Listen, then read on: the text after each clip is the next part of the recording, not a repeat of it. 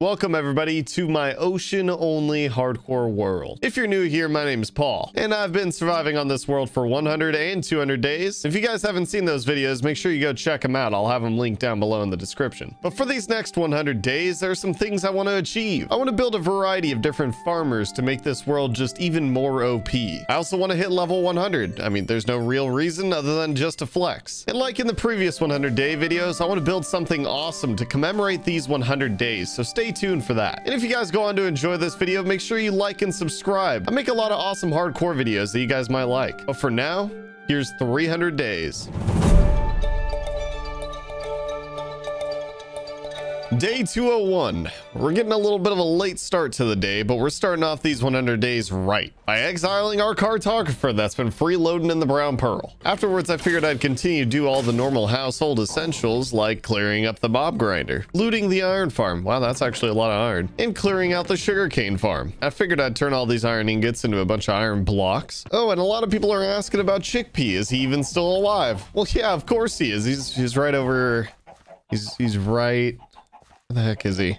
Oh, there he is. Yeah, see, he's still alive and well. Day 202, I started off by feeding all my villagers some delicious potatoes. But that's only because I was trying to get on their good side, because some of them are gonna get zombified soon. Some of you guys were actually commenting down below that I could get a Fletcher to buy 1 stick for 1 emerald. Now that is some stonks I'm interested in. After sending my first villager in to get clapped, the iron golems made sure that he had 0 chance of survival. Yeah, this iron golem problem's getting real old. So I spent the rest of day 202 just chopping them all down.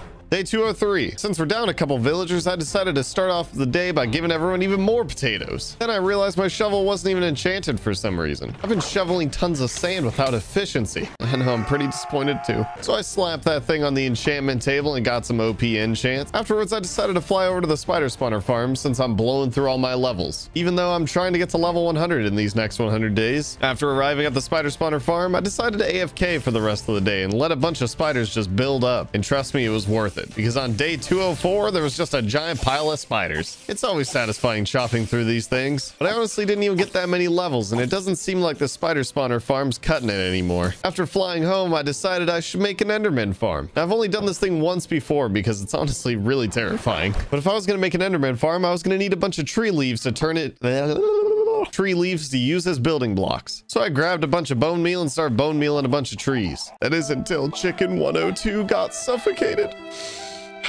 Now I have to make another tombstone. The chicken forest is quickly turning into a chicken graveyard because while I was setting up the tombstone for chicken 102, I accidentally smushed chicken 98 into a tree. So now I gotta set up another one. Honestly, I don't know how much more of this I could take.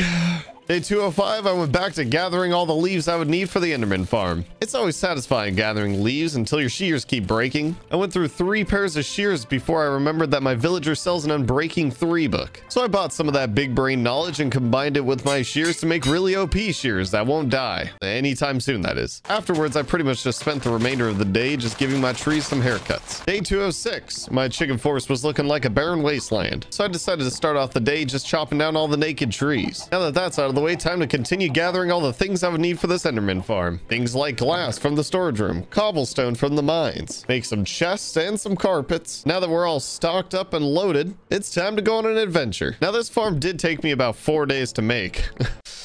That's primarily because I'm a huge chicken and this is really terrifying and I didn't want to fall in the void. I mean, come on, bobbing up and down in the water over the void's pretty terrifying. Then afterwards, I got to bridge out like 200 blocks to make a platform for all the endermen to spawn. My pinky was cramping. I was crouching the entire time. But that wasn't even the worst part. After constructing the entire thing, I had to spawn an endermite by throwing a bunch of pearls on the ground. After throwing a bunch of pearls on the ground, I put a name tag on it so it wouldn't despawn. Yes, I named it Small Boy. But then Small Boy tried to run away from me, then refused to get in the minecart. I had no other choice but to slay Small Boy, fly all the way back home, buy another name tag. This time I wouldn't mess it up, except for the fact that I ran out of pearls, so I had to slay a bunch of endermen just to get some more pearls. But then I finally got an endermite to spawn. Small Boy 2.0. Then finally this enderman farm became fully functional. While waiting for all the endermen to spawn, I figured I'd make a long tunnel so that I can make it safely all the way over to the farmer. This farmer definitely gives me a lot of good XP, but I'm going to be needing a sweeping edge sword. So on day 211, I started off the day by crafting a new diamond sword, which I'd be enchanting, trying to get sweeping edge. It only took a couple tries and we managed to get it. So I flew back over to the enderman farm. Hold on. Slow down. Slow down. Oh my God. Okay, maybe I shouldn't be flying all the way over to this thing. I pretty much AFK'd for most of the day, letting tons of Endermen pile up into the farm until eventually it was time to start chopping them down. Man, Sweeping Edge is OP.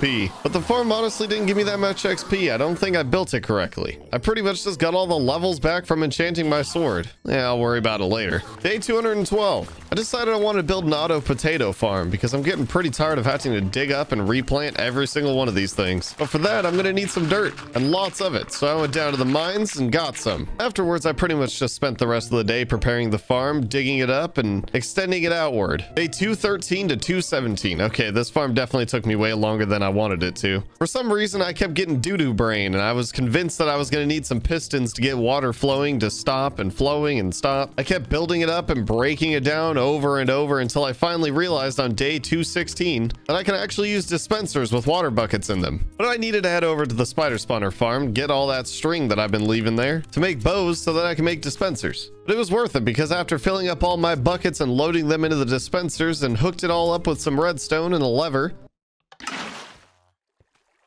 Oh wow, that felt amazing. Ugh, that felt weird. It turned out amazing. All that was left is to load up the farm with a bunch of potatoes and let them grow. Day 218, I wanted to do some villager transforming. Honestly, I need to come up with a better solution to getting rid of all these iron golems because this is just taking way too long. After chopping them all down, I started sending some villagers into the transformation room. I wanted to try my hand again at getting that OP Fletcher trade. That's kind of all I really have in my notes for this day, so it doesn't sound like a very productive day. Day 219, oh look, my villagers transformed, but they also fell through the floor again. So I grabbed the brown pearl and swooped him up. After luring him all the way back to the Shake Shack, he took the fletching job, but didn't have the right stick trade. I figured maybe he needed to go another round in the transformation room. Afterwards, I figured I'd go pick up my other villager that fell through the floor. After getting him back, I figured I'd send him into the transformation room as well. Why not?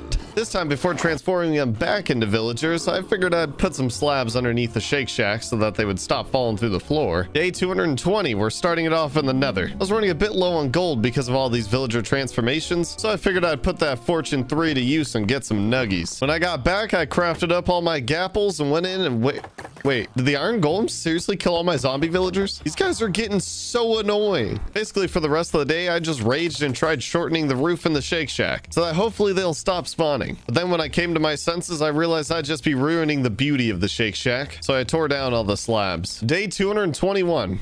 Z-Day. My least favorite day ever. I realized it would be easier for me to just widen the transformation room. Maybe I could try to move the clapper over a little bit, so that when I transform my villagers, they can just stay in the room until I cure them. I figured I would test this out by sending in another villager and just blocking them in. But later on, I returned to go check on my villager, and they had all turned into zombies. I heard the sounds of villagers screaming, so I instinctively started swinging on all the zombie villagers. Then I realized, wait, no, I actually still need them. When I looked through the window, I realized it was too late. Everyone had become a zombie. That is, except for one, but he did his best to get away, but he just couldn't. There was too many of them. I can't believe this happened. Day 222. I needed a break from Minecraft, but I also forgot that I left it open. So there's not much to say about this day. Day 223 started off just like any other day. I cleaned out the sugarcane farm. Surprisingly, there's a lot of bamboo in there. I made my way over to the mob grinder. That's when I noticed my farmer is gone. I thought maybe he climbed over the dispensers and jumped over the edge. But after zooming around in the water for a bit, I couldn't find him. I think a zombie must have spawned and turned him into a zombie, and then he burned up while I was AFK.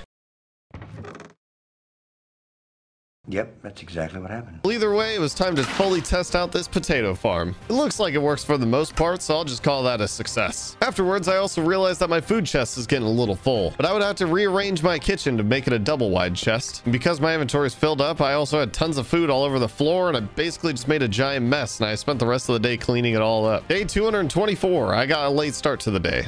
Like a really late start. It's about time I start dealing with all those zombie villagers. The only thing is that I left all my golden apples inside of a chest in the Shake Shack. Luckily, I was able to break through the wall and get them pretty easily. I also found out that the villager I left inside the transformation room is still safe. That's about all I got done on day 224. Day 225, I was gonna need a lot of golden apples for all these villagers, so I chopped down all the trees to get a few more apples while I was still brewing up some new potions of weakness. Luckily, I was able to get all the villagers into one big group, so I only needed one potion. After feeding everyone their apples, I snuck out and it was just a waiting game. I came back to check on them a little bit later, and that's when I realized the Fletcher transformed. But he was definitely going to get clapped by all those zombies, so I hopped in to distract them all. It seemed like me running around in circles to distract all the zombies was the only way to distract all the zombies. And finally, after a bunch of laps around the Shake Shack, everyone was cured. I was finally able to take my villager out of the transformation room, and since I lost a bunch of villagers during this process, it was potato time. Day 226, I decided to work on another layer on the mob grinder, but for that I was going to need a lot of cobblestone. So I basically spent all of the day of 226 in the mine. Day 227 to 230. I thought this would be an easy project, but I forgot the original roof on this thing was made out of slabs, which was throwing off the entire second layer. Then I got ahead of myself and made the roof before designing the entire inside, which was a huge mistake because then I didn't have enough room for things to spawn, and so I had to tear down the entire roof again. In reality, it was just a lot of human error, but I still managed to get the job done. Now the mob grinder's looking nice and thick. Day 231, I was testing out the newly thickened mob grinder, and I realized a lot of mobs weren't surviving the fall. So I raised up the platform a bit to help all the weak boys that keep dying. Seems like it's working a lot better now. Afterwards, I realized I didn't even check to see which villagers survived. So I went over and realized that my mending trader was gone. So I spent the rest of day 227 firing and rehiring my book boy until he started selling me mending again. Day 232, I didn't want to risk losing all my villagers again. So I figured I would start lighting up the Shake Shack a bit by adding a giant chandelier right in the middle of the room. And you know you boys gonna slap some lanterns on that thing. It looks so good. Possibly swap them out for some soul lanterns in the future, maybe. Day 233, I set off to go to the... Wait, hold on. The mob grinder's full. Ever since adding the new layer on this thing, it's working pretty well. All right, now we're heading over to the end because I wanted to try to hit level 50 and I wasn't going to leave until I did. That took about 2 days. But while waiting for all these Endermen to spawn, I created like a little room out of glass. And it's like the perfect distance away so that it maximizes the amount of spawning. I pretty much just kept hitting Endermen, then working on the bridge. Hitting Enderman, working on the bridge. And I just did that over and over. Honestly, I was kind of disappointed with this farm. I don't know what I did wrong with this, but definitely something went wrong when building it. But eventually, we finally got level 50 on day 235. Day 236, I was back at home. And I want to build another chicken forest 2.0. And this time, of course, I'm going to use some different saplings. And yes, I had to dig up the chicken graves and move them, but it was for a good cause, of course. I built another giant circle for the new forest so that my chickens could stop being crammed all the time. And yes, I took my time on this one. When you're building a circle this big, you don't want it to end up lopsided. Day 237, I started off the day by using all the dirt I had to fill in the new giant circle. But unfortunately, the circle was too big and too strong. And I pretty much ran out of dirt halfway through. So I had no other choice but to go down in the mines to get some dirt, since dirt isn't that easy to get in the ocean. After mining around for a while, I found a couple huge patches of dirt, so I managed to fill up the giant circle for the chickens. Look how excited they are already. God, I love just seeing all my happy little chicken sandwiches. Day 238, we started off the day by making a bunch of fences for the chicken forest 2.0. I don't want any of my chickens getting lost at sea again. Afterwards, I began planting all my saplings. Look, acacia's the only other sapling I have, and it's definitely better than birch. I don't care what anyone says. And now I finally have all this room to be able to unload all my chicken eggs that I've been holding on to.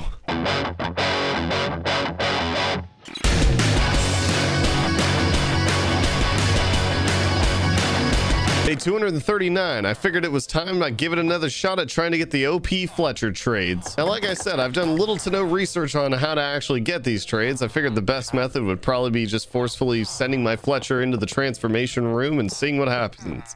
Oh god, I ran out of breath on that sentence. After successfully trapping him in there, I cleansed him of his demons and played the waiting game until he turned into a normie again.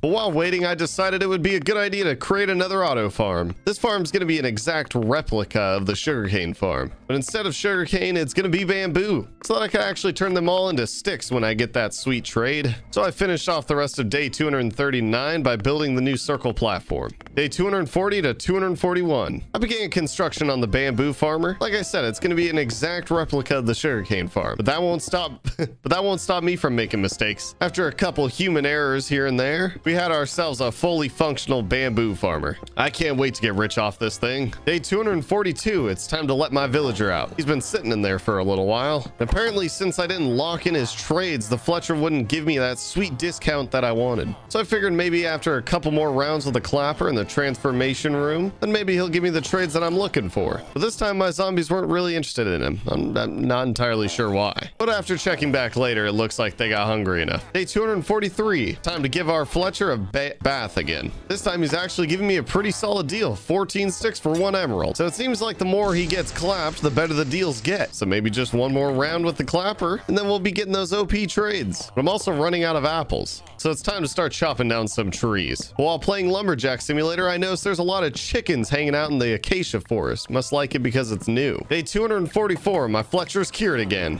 And this time he's buying 8 sticks for 1 emerald. I know I said I was only going to send him in one more time, but I mean, I want the best deal possible. But this time I was completely out of gold, so I had to go into the nether to go find a fresh bastion to get looted. After finding a fresh bastion, it actually turned out to be treasure. Pretty easy bastion to get a lot of gold. And I know where all the secret gold is in this thing. But unfortunately, there wasn't really that much secret gold.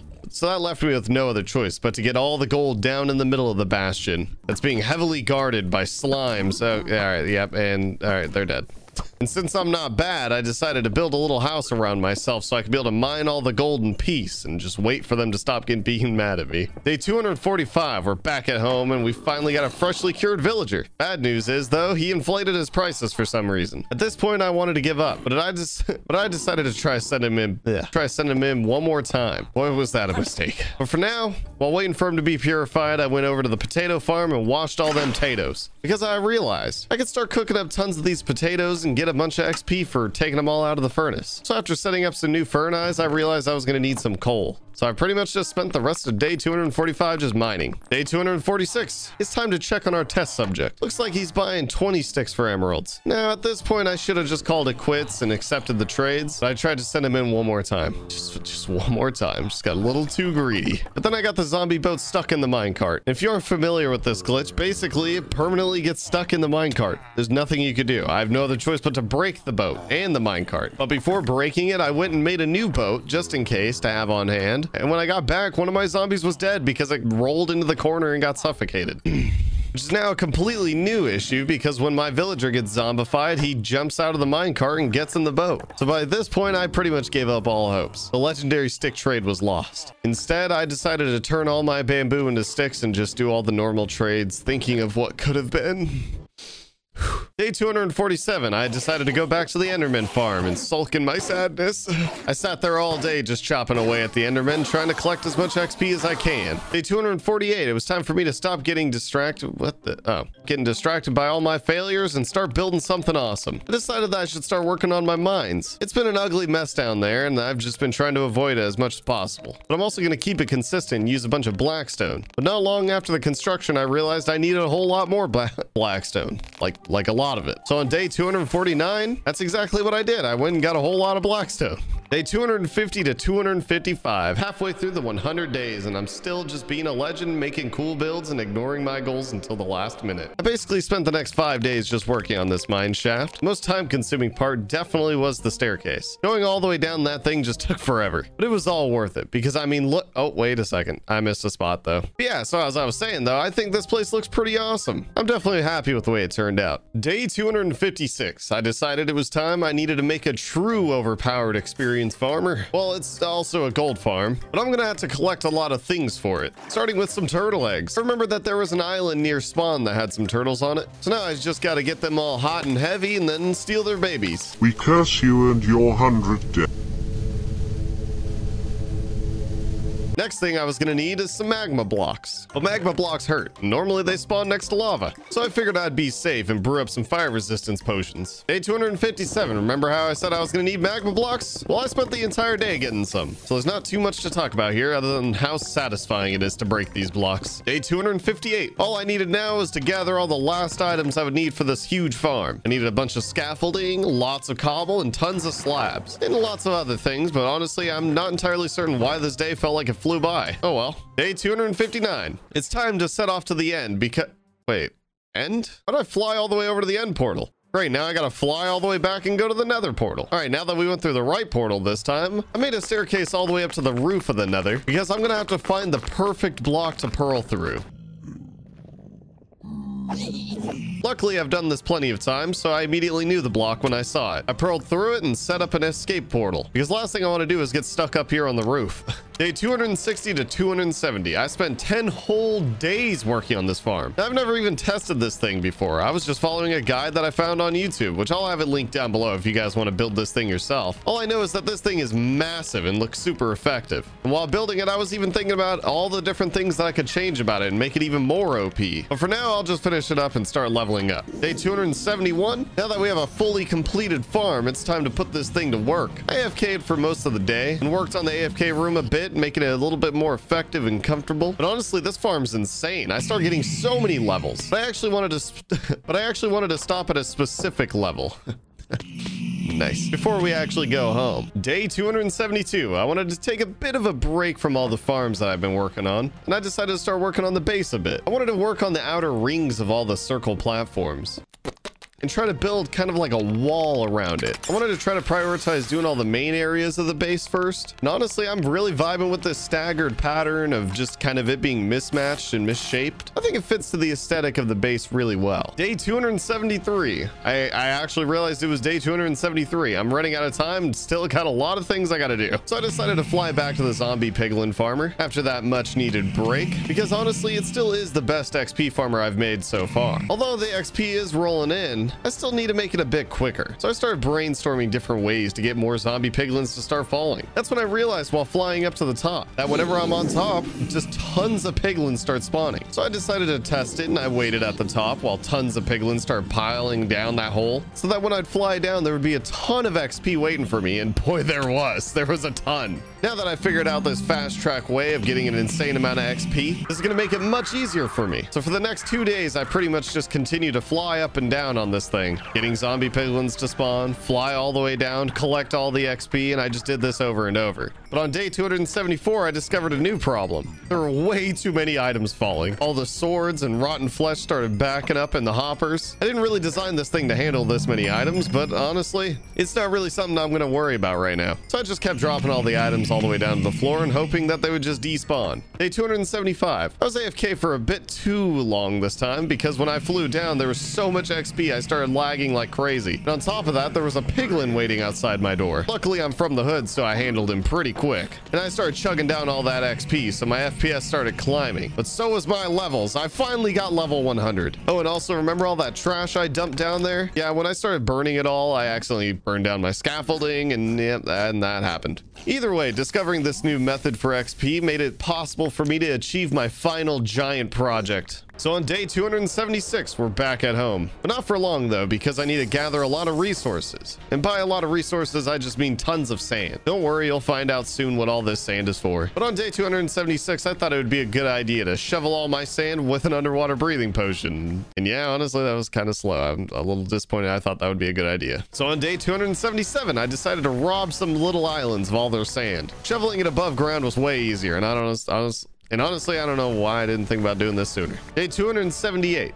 All right, it's time I tell you what all that sand was for. Well, like I said in the beginning of this video, I wanted to make something each 100 days to commemorate how awesome it was. And for this 100 days, I decided to make a giant volcano, because there's all these really cool underwater volcanoes in this world that I've just been thinking about building up and completing. So I spent the remainder of this 100 days on this massive project. I've never really terraformed something this big, let alone doing it all underwater. So this was a crazy challenging project for me. While trying to avoid drowning in literal drowns, it was a struggle to say the least. Oh, and also guys, comment down below a name for this volcano island. The most liked comment will be the winner, and then I'll also put a sign in the next 100 days of what that name is. But for now, back to the building. On day 288, I finally got my first block above the water. Oh my god, it felt accomplishing. And once it was above the water, it was the process just got way better. And by day 291, all of it was above the water. And then even by day 299, it was completed. And all that's left is to build a giant flat layer on the inside. Because I want to add a lot of lava, of course. I want it to look like it's active. But by the time I finished filling this whole thing in, it was day 200, and I still needed to get all my lava. So I was cutting it pretty close. So I built another portal on the volcano island so that I could just run tons of buckets in there and scoop up tons of lava and come back and just dump all those buckets. And I did this back and forth a couple times until it was finally done, and just in time because it was turning nighttime, which is perfect for some nighttime B-roll of all the things that we've accomplished in this last 100 days.